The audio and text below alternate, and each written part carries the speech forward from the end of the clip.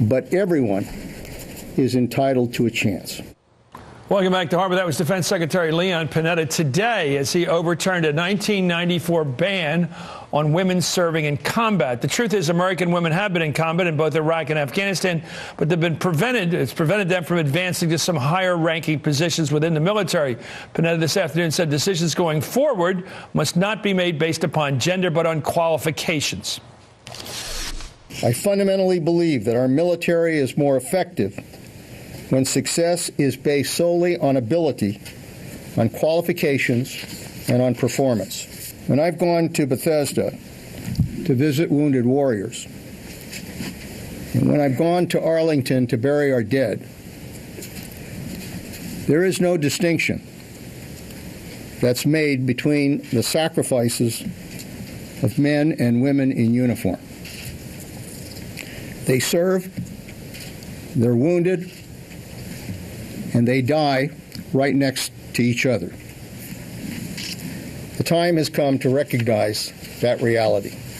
With me tonight are U.S. Congresswoman Tammy Duckworth of Illinois, who lost both her legs, actually, when her Black Hawk helicopter went down in Iraq in 2004. She's also a lieutenant colonel in the Illinois Army National Guard.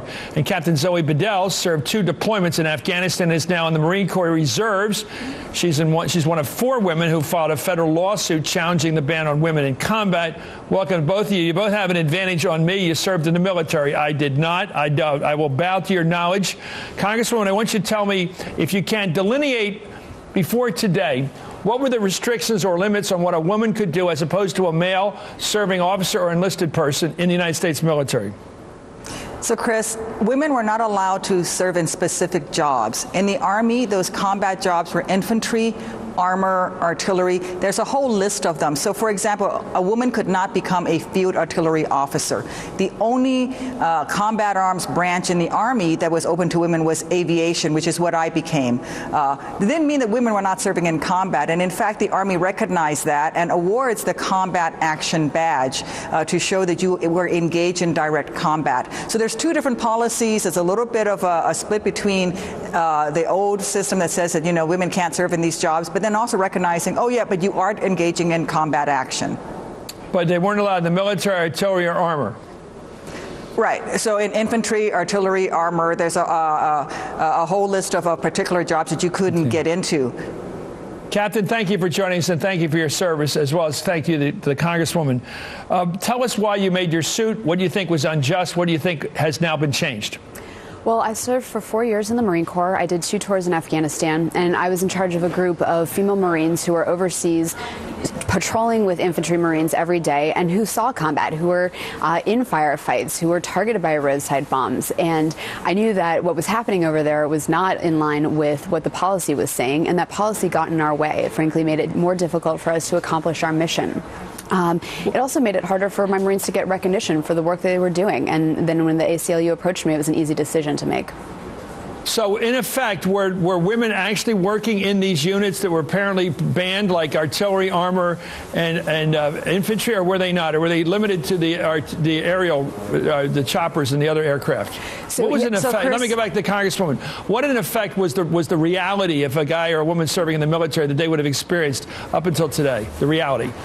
Sure. The reality, Chris, is, for example, we had infantry units that would have a female medic or supply sergeant attached to them, but not assigned. So if you are assigned to a unit, then you belong to that unit and you're part of the unit. But they would attach a medic or a supply sergeant, and they would go with the infantrymen on their door-to-door, house-to-house searches, but they needed the women there to search female civilians that they would come across. So the women were engaging in the same firefights, doing the exact same thing, but they were not seen as being combat troops. And so women are already doing these jobs, but they were not being recognized as doing it. And these units couldn't have the women there and would have to go and look and search for women to volunteer to be attached to them, and could not train them alongside the men in infantry training because the women were not technically infantry soldiers.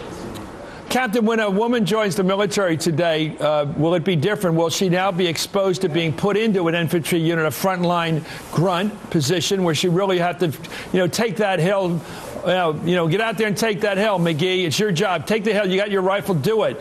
Will they all be put in that position, or do you see the law being enforced a different way, like a woman would have the option of going to the frontline service? I just don't know the answer. What is the answer? I don't know the answer at this point either. I'm not sure that those details have come out, and if they are, I just haven't seen them yet. What's your position of having fought the suit? Do you think women should be vulnerable to the same kind of assignments, or it should be an option for them, where it may not be an option for men to be assigned to some really terrible duty, like take that hill? You got your rifle. Well, and I think the assignment process should work the same for men and women. That's what we've been asking for. We've been asking for equality. Right. And right now, for officers, for example, you have to compete for the position. You don't get assigned against your choice necessarily. And we want the opportunity to compete for those positions. Do you think this is going to encourage recruitment, Congresswoman? Will this encourage recruitment of women into the military? The fact that it'll be equal service, equal opportunity, if you will.